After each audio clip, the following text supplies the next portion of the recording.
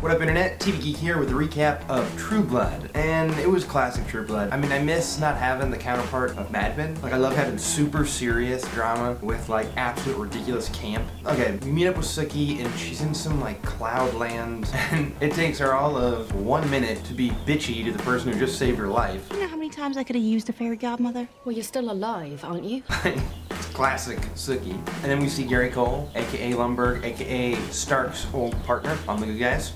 R.I.P. Anyway, I thought it was pretty cool how, like, Sookie did her usual trying to read thoughts, but of course everybody up there can read thoughts. That's why they're there. That was interesting, because that's like one of her powers. Well, then, of course, we're reminded of her ultimate power, which is whatever this moon does. And then we devolve into some Doctor Who level special effects.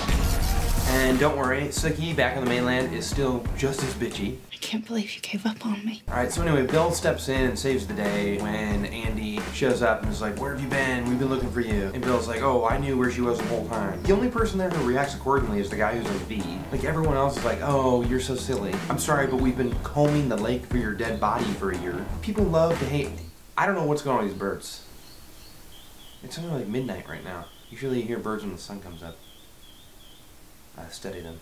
Just as much as the next guy, I love to hate on True Blood for a lot of stuff, but you gotta give him credit, like, for coming back with the season premiere and giving us a Where Are They Now for practically everyone. There's Cajun Dude's ex-wife and the weepy military guy. When I was a kid, I used to put squirrel heads on lizard bodies and invent new animals. Which I would like to think is a nod to the RG show. Even though you've designed this animal, now you're even explaining its limitations. Well, it's mainly made as to be on walls.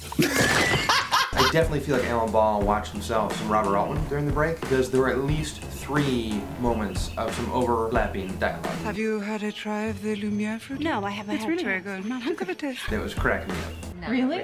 Okay, whatever, I'm into it. Oh, actually, you know what? My favorite part of this whole episode was a throwaway line of Sookie when she says, The TV show hasn't gotten any better in the past year. I love this line because Alan Ball did the same thing in 6 Feet Under. One season ended, and it was for somebody's birthday or something, and there's a cake on the table. Next season starts, and they're still there at the table, and Keith says, I feel like I've been eating this cake for 12 months. Like, I love those kind of nods to the audience. Like, we're along for the ride. We know each step. We know when cast members change. We know when seasons get bumped because somebody's holding out because he doesn't care if it's gonna make us wait a year for more Mad Men because he wants to make more money or whatever. But the fact is, like, I love that stuff about TV. I mean, it's great. So on a True Blood scale, this is like a 9 or a 10. I'm gonna give it a 9. We'll see how they go. Anyway, yeah, that's it. She was working for me.